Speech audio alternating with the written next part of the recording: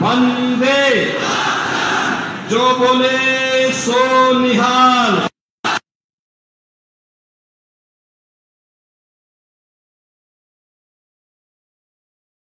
पंजाब की वीर भूमि,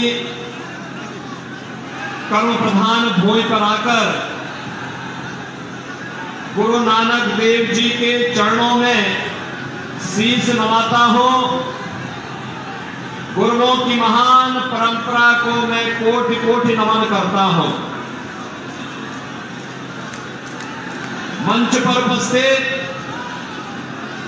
लुधियाना संसदीय सीट पर भारतीय जनता पार्टी के जुझारू और युवा प्रत्याशी श्री रवनीत सिंह बिट्टू जी, फतेहगढ़ के प्रत्याशी श्री गेजाराम जी, पंजाब भाजपा के उपाध्यक्ष जितेंद्र मित्तल जी, पूर्व केंद्रीय मंत्री श्री विजय सांपला जी, महामंत्री पंजाब श्री अनिल सरीन जी, सचिव पंजाब श्रीमती रेणु थापर जी, कोषाध्यक्ष गुरुदेव शर्मा जी, रजनीश धीमान जी, इंद्रपाल सिंह धालीवाल जी, सरदार अमिंदर संगवाल जी, और जिन्होंने जो राम को नहाए हैं हम उनको नहाएंगे, इस गाने की धूम से पूरे देश के अंदर के माहौल को राममय बनाया है। ऐसे ही आपके अपने श्री कन्हैया लाल मित्तल जी, पूर्व सांसद अमरीक सिंह अहिरवार जी, कैलाश चौधरी जी, और पूर्व सांसद और राजस्थान से विधायक महंत योगी बालकनाथ जी, भारतीय जनता पार्टी के हमारे सभी पदाधिकारीगण और लुधियाना के मेरे सभी उपस्थित बहन और भाइयों, आज मैं विशेष रूप से लुधियाना में आया हूं। मैं भी सांसद रहा हूं और संसद में मेरे मित्र श्री रवनीत सिंह बिट्टू लगातार, भले ही दूसरी पार्टी में थे, लेकिन हम लोगों के साथ मिल करके बातचीत करते थे राम जन्मभूमि के बारे में, पंजाब के विकास के बारे में और देश के विकास के बारे में।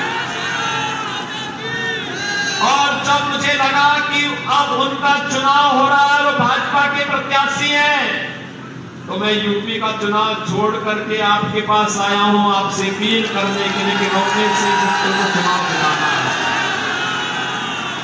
बहनों और भाइयों, अगर इस प्रकार का युवा के लिए कांग्रेस में और आम आदमी पार्टी में सम्मान का भाव नहीं है, तो मान करके चलिए कि पंजाब के लिए उनके मन में कोई सम्मान का भाव नहीं है।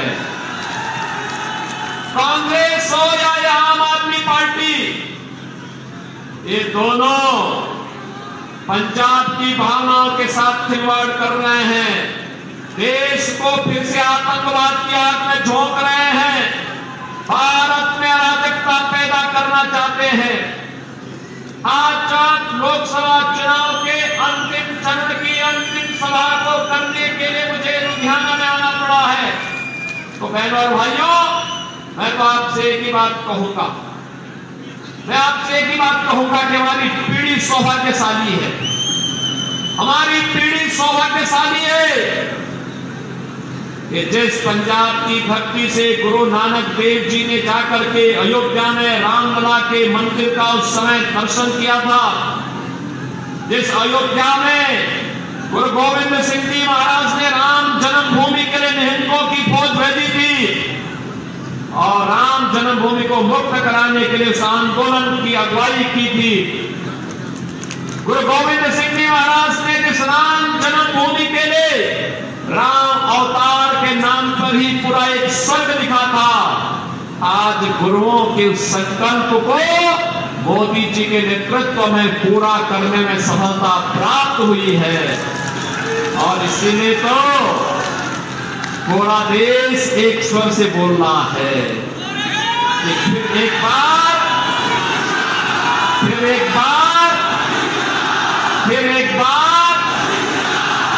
अब की बार 400 पार की बात जब होती है तो कांग्रेस और आम आदमी पार्टी को चक्कर आने लगता है, क्योंकि 400 सीटों में चुनाव ही नहीं लड़ रहे, उस प्रकार की लड़ने की क्षमता भी नहीं।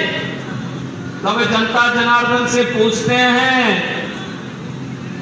कि 400 पार कैसे, तो जनता जनार्दन कहती है कि कन्हैया लाल मित्तल तो पहले ही कह चुके हैं। और कन्हैया लाल ने पहले ही क्या कहा था? इन्होंने कहा था जो राम को लाए हैं हम उनको लाएंगे, जो राम को लाए हैं। बहन और भाइयों, अयोध्या में रामलला का भव्य मंदिर बना और कांग्रेस को सत्ता की इतनी लालसा थी, इतनी लिप्सा थी कि वह गुरु नानक देव जी की पावन स्थली करतारपुर साहब को ही भूल गए थे। मोदी जी के प्रतिमाबारी है कि उन्होंने करतारपुर साहब कॉरिडोर बना करके फिर से भारत के गौरव को बढ़ाया है और गुरु परंपरा को फिर से सम्मान देने का काम किया है। बहनों भाइयों, ये पहली बार आजाद भारत में हो रहा है, पहली बार हो रहा है। हम सब जानते हैं सनातन की ढाल पर करके गुरु तेग बहादुर जी महाराज ने अपने आप को बलिदान किया था, अपनी शहादत दी थी। गुरु गोविंद सिंह जी महाराज ने, उनके 4 साहबजादों ने, माता गुजरी ने अपने आप को इस सनातन की ढाल बन करके बलिदान कर दिया था। लेकिन कभी गुरु गोविंद सिंह जी महाराज के 4 साहबजादों को भारत के अंदर सम्मान कांग्रेस की सरकार ने नहीं होने दिया। हम आभारी हैं मोदी जी के। मोदी जी ने 4 साहबजादों की स्मृतियों को जीवंत बनाए रखने के लिए, सम्मान देने के लिए 26 दिसंबर की तिथि को वीर बालक दिवस के रूप में सम्मानित करने का काम किया है। आज के हमारे युवाओं के लिए प्रेरणा है। क्या उम्र थी? 7 साल, 9 साल, 14 साल, क्या उम्र है? लेकिन हिंदुस्तान के लिए, इस धर्म और देश के लिए लड़ रहे हैं। उस कालखंड में मुगलों का सामना कर रहे हैं और इसलिए इस गुरु परंपरा को सम्मान देते हुए, उसके चरणों में नमन करते हुए, जब हम लोग पंजाब की, आज की पंजाब की स्थिति को देखते हैं, बहन और भाइयों, दुख होता है, अंतःकरण से पीड़ा होती है। हिंदुस्तान की सुरक्षा का ढाल हमारा पंजाब कहां जा रहा है? ये कांग्रेस और ये आम आदमी पार्टी कहां लेकर के चली गई है? और इन दोनों के कार्य भी देखो, इन दोनों के देखो, दिल्ली में मिलकर लड़ेंगे और पंजाब में आपस में एक दूसरे के ऊपर आरोप प्रत्यारोप करेंगे। ये इंडी गठबंधन इनका ऐसे ही है। इनका देश के लिए कोई लेना देना नहीं है।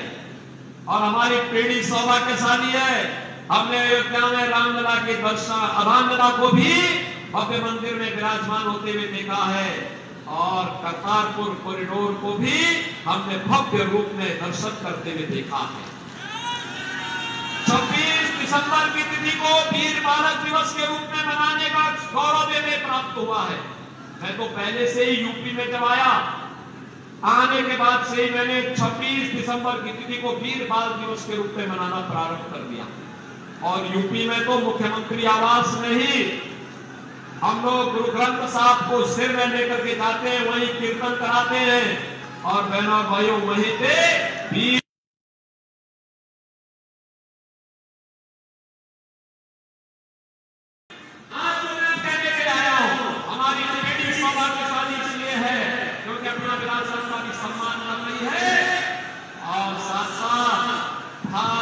दुनिया के अंदर सम्मान दे रही है, भारत की सुरक्षा को पुख्ता कर रही है।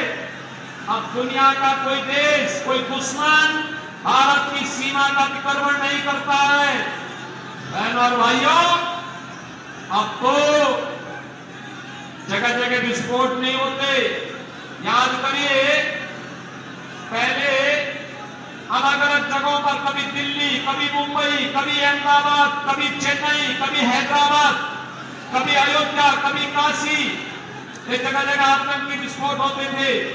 हम सब उस समय की कांग्रेस सरकार से कहते थे कि भाई आतंकवाद से लड़ो, आतंकवादियों को मुंहतोड़ जवाब दो। फिर कहते थे आतंकवादी सीमा पार के, सीमा पार का कहल करके बहाना टाल जाते थे। आज आप देखते होंगे आतंकवाद समाप्त, नक्सलवाद देश के अंदर समाप्त, मोदी जी के नेतृत्व में सुरक्षा का बेहतर वातावरण। और अब तो आतिशबाजी करते करते कभी कोई पटाखा जोर से फट जाए तो पाकिस्तान पहले सफाई देता, कहता साहब मेरा हाथ नहीं है, क्योंकि इसे मालूम है ये नया हिंदुस्तान है, छेड़ेगा नहीं। लेकिन अगर कोई छेड़ेगा तो उसको छोड़ेगा भी नहीं। और बहनों और भाइयों, आज के नए हिंदुस्तान में विकास भी है। 2 लेन, 4 लेन, 6 लेन, 12 लेन की हाईवे, रेल की नई मॉडल, वंदे भारत, अमृत भारत, नमो भारत के रूप में मेट्रो बन रही है। IIT, IIM, AIIMS, IIT, NIT और वर्ल्ड क्लास यूनिवर्सिटी का एक संचार देश के अंदर फैल रहा है। हर घर नल की योजना से हर घर को शुद्ध पेयजल उपलब्ध करवाने का कार्य है। तो बहनों और भाइयों, गरीबों के लिए 80 करोड़ लोग फ्री में राशन की सुविधा का लाभ प्राप्त कर रहे हैं। याद करिए, पाकिस्तान की कुल आबादी 23 करोड़ और 23 करोड़ की आबादी भूख से मर रही है, और हिंदुस्तान में 80 करोड़ लोग फ्री में राशन की सुविधा का लाभ प्राप्त कर रहे हैं। पाकिस्तान की जितनी आबादी है, इससे बड़ी आबादी को मोदी जी ने 10 वर्ष में गरीबी रेखा से ऊपर खुशहाल जीवन जीने के लिए आगे बढ़ाया है। 60 करोड़ लोगों को 5 लाख रुपए का मुफ्त स्वास्थ्य कार्ड की, आयुष्मान कार्ड की सुविधा मोदी जी ने दी है। और मोदी जी ने कहा है 4 जून को फिर एक बार जब मोदी सरकार बनेगी तो बहनों और भाइयों, 70 वर्ष से ऊपर के प्रत्येक बुजुर्ग को 5 लाख रुपए प्रतिवर्ष स्वास्थ्य के लिए कार्ड उपलब्ध होगा, जिससे वह अपना परिवार का खर्चा बचा सके और मुफ्त में उपचार करवा सके। किसान को किसान सम्मान निधि, हर गरीब के घर में शौचालय, और बहनों और भाइयों, हर घर में उज्ज्वला योजना का कनेक्शन भी। 4 करोड़ गरीबों के मकान बने हैं। मोदी जी ने कहा है जितने गरीब बच्चे होंगे इनके भी मकान बनेंगे, और अगले 5 वर्ष में सबको एक एक मकान देंगे। बहनों और भाइयों, आज तो मैं आपसे कहने के लिए आया हूं, ये विजय सांपला जी हमारे बीच में है। मैं पंजाब की धरती में कहना चाहता हूं, अयोध्या में रामलला विराजमान बाद में हुए। पहले अयोध्या के एयरपोर्ट का नाम महर्षि वाल्मीकि के नाम पर किया गया। इंटरनेशनल एयरपोर्ट हमने अयोध्या में बनाया, महर्षि वाल्मीकि के नाम पर एयरपोर्ट का नाम रखा। विजय सांपला जी हमारे बीच में है, इनका काशी में आना जाना है। सदगुरु रविदास जी महाराज की पावन जन्मस्थली चीर गोवर्धन में अक्सर जाते हैं। याद करिए, कांग्रेस की सरकार में और पहले की सरकारों में वहां की क्या दुर्दशा थी। आज आप जाएंगे, सदगुरु रविदास जी महाराज की पावन जन्मभूमि में एक भव्य और दिव्य स्वरूप आपको देखने को मिलेगा। और बहनों और भाइयों, मैं आज आपसे यही कहने के लिए आया हूं, एक तरफ भारतीय जनता पार्टी सम्मान, सुरक्षा, विकास, विरासत को आगे बढ़ाने का काम कर रही है, गरीबों का कल्याण कर रही है, और दूसरी तरफ कांग्रेस और आम आदमी पार्टी का ये गठबंधन, जो गठबंधन नहीं बल्कि आम आदमी पार्टी तो देश के अंदर पहली पार्टी है जिस राजनीतिक दल के खिलाफ भी चार्जशीट दाखिल हो रखी है। ये दागी पार्टी बन चुकी है। ये भ्रष्टाचार के खिलाफ खड़ी हुई थी, लेकिन इसके 1 दर्जन नेता भ्रष्टाचार के मामले में जेल के अंदर सड़ रहे हैं या फिर बेल पे बार छूट करके जनता के सामने अपनी साफ गोई की सफाई देने के लिए मजबूर हुए हैं। बहनों भाइयों, ये लोग बोलते क्या थे, आज इन्होंने पंजाब के हाल क्या कर दिए हैं। आज पंजाब में ड्रग माफिया, भू mafia, sand mafia, garden mafia, ये सभी आज पंजाब में हावी हो गए हैं। पंजाब की भावनाओं के साथ खिलवाड़ कर रहे हैं, भारत की सुरक्षा के साथ खिलवाड़ कर रहे हैं। जिस पंजाब ने देश की सुरक्षा का ढाल बना था, जो पंजाब, जिस पंजाब का युवा देश की सुरक्षा में अपनी जवानी लगाता था, आज सुरक्षा के बाद जब आता था तो अपना पसीना बहा करके भारत के अंदर हरित क्रांति के सपने को साकार करता था। जिस पंजाब ने देश के अंदर समृद्धि के एक नए मानक खड़े थे, जिस पंजाब के कारण भारत सोने की चिड़िया कहलाने का हकदार बनता था, जो पंजाब हमारे गुरुओं की भक्ति और शक्ति का पुंज बनकर के भारत की सुरक्षा का ढाल बना था। बहनों और भाइयों, आज यहाँ के युवाओं के साथ उनकी स्थिति को देख करके मुझे कभी कभी तरस आती है और साथ साथ मेरा हृदय दिल से रोता है। इस बात के लिए रोता है, ये युवा जिसने देश की सुरक्षा के लिए अपनी जीवन लगाना चाहिए था, आज ड्रग माफिया की चपेट में। और मैं तो कहने के लिए आया हूं, इसीलिए रवनीश सिंह बिट्टू को चुनाव जिता करके भेजे, मैं इनके साथ यूपी के बुलडोजर भी इनके साथ भेज दूंगा, इनके साथ भेज दूंगा मैं। और इसलिए भेज दूंगा जिससे यूपी का बुलडोजर लेकर के यहाँ के माफियाओं को वो वैसे ही रौंदने का काम करेगा जैसे हमने यूपी के अंदर किया है। यूपी के अंदर आपने माफियाओं को अब कहीं खड़े होते हुए देखा है क्या? जो माफिया पहले 17 के पहले यूपी में अराजकता फैलाते थे, दंगा करते थे, पैरेलल गवर्नमेंट चलाते थे, और जिन माफियाओं के कारण वहां के किसी भी संवैधानिक पद पर बैठे हुए व्यक्ति का प्रोटोकॉल समाप्त हो जाता था, आज वही माफिया वहां मिट्टी में मिल गए हैं, मिट्टी में।